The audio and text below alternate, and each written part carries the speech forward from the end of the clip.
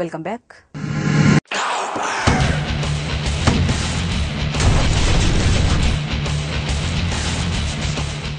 ప్రజా ప్రయోజనాలను కాపాడటంలో జరిగిన ఘోర వైఫల్యం ఇది. ప్రభుత్వ ఖజానాకు భారీ నష్టం వాటిల్లింది. ఇది ఉద్దేశపూర్వకంగా చేసిన మోసం, నేరపూరితమైన అధికార దుర్వినియోగం, నిధుల అక్రమ మళ్లింపు, పన్ను ఎగవేతతో ప్రభుత్వాన్ని వంచారని రామోజీకి చెందిన ఈనాడు జగన్పై ఆరోపణాస్త్రాలు సంధించింది.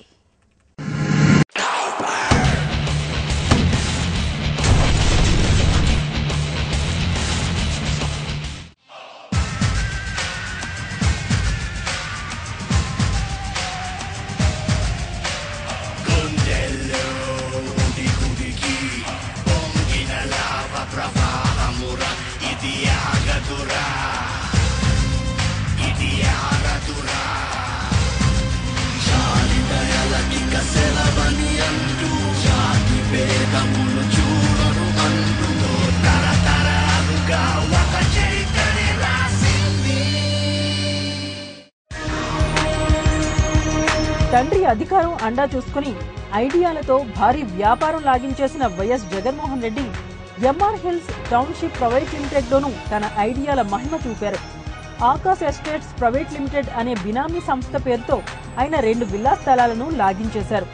టౌన్షిప్ లో B15, B16 విల్లాలు ఆకాశ్ ఎస్టేట్స్ పేరు మీద ఉన్నాయి. ఈ కంపెనీని 2006 మార్చి 22న హైదరాబాద్ లో నమోదు చేశారు. టీవీపీ జగన్నాథ్, ఏ సత్తికొండ అనేవారు దీనికి డైరెక్టర్లు. వీరు అమీర్పేట్లోని ఓ ప్రైవేట్ కార్యాలయంలో పనిచేసే ఉద్యోగులు. ఈ కంపెనీ మూలధనం ₹1,00,000. ఇలాంటి కంపెనీ 2009 ఫిబ్రవరి 6న టౌన్షిప్ లో 2 విల్లా స్థలాలను కొనుగోలు చేసేందుకు ఒప్పందం చేసుకుంది.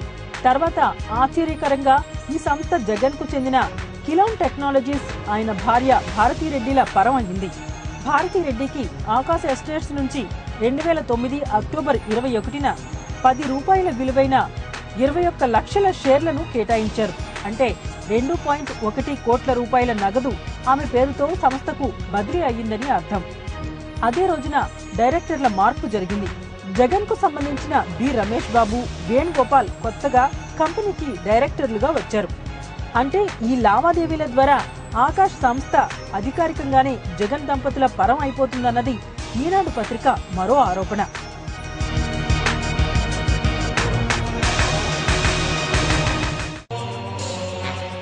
ఎంఆర్లో అసలు సూత్రధారులు బయటపడుతుండటంతో ఈ వ్యవహారం మొత్తాన్ని ఎలాగైనా చాప కిందకు నెట్టేసేందుకు ప్రయత్నాలు జరుగుతున్నాయి. ఎంఆర్లో ఏపీఐఐసికి దక్కాల్సిన వాటా 26% కాబట్టి అభివృద్ధి చేసిన భూముల్లో 26% ఇచ్చేస్తామని ఎంఆర్ ఎంజీఎఫ్ ప్రతిపాదిస్తున్నట్టు సమాచారం.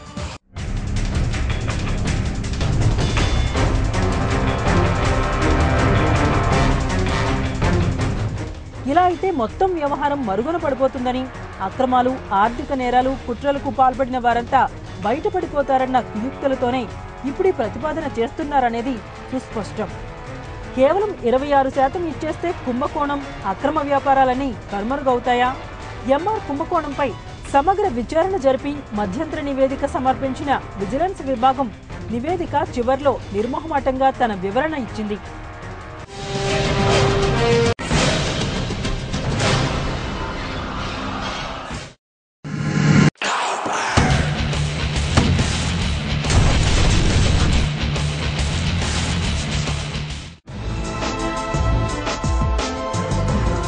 ఎంఆర్ హిల్స్ టౌన్షిప్ లోని B15, B16 విల్లాలు కిలాన్ టెక్నాలజీస్, భారతీరెడ్డిల పరమైన తీరుపై విజిలెన్స్ లోతుగా ఆరా తీసింది.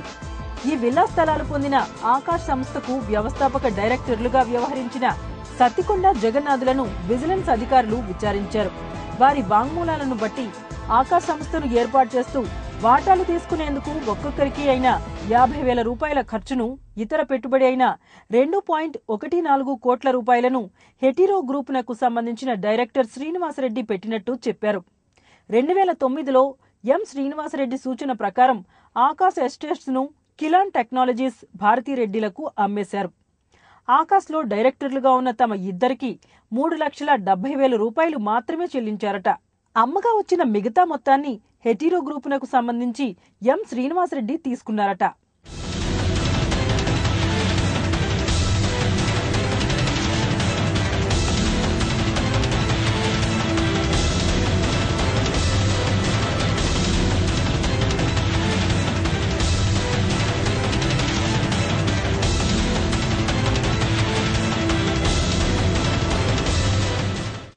వాంగ్మూలాలన్నీ పరిశీలిస్తే ఇదంతా బినామీ వ్యవహారంగా తెలియకనే అర్థమవుతోందని విజిలెన్స్ నివేదిక వ్యాఖ్యానించింది. విజిలెన్స్ కు సత్తికొండ, జగన్నాథులు ఇచ్చిన సమాచారాన్ని బట్టి చూస్తే వారు జగన్ అక్రమాల క్రీడలో పావులు మాత్రమేనని అర్థమవుతోంది. హెటీరో గ్రూప్ నకు వైఎస్ రాజశేఖర రెడ్డి సర్కార్ మహబూబ్ నగర్ జిల్లాలోని పోలపల్లి సెజ్లో 70 ఎకరాల భూమిని కేటాయించింది. ప్రతిఫలంగా హెటీరో గ్రూప్ జగన్ కు చెందిన సాక్షిలో 4 కోట్ల రూపాయల పెట్టుబడుల రూపంలో పెట్టిందని ఈనాడు ఆరోపిస్తోంది.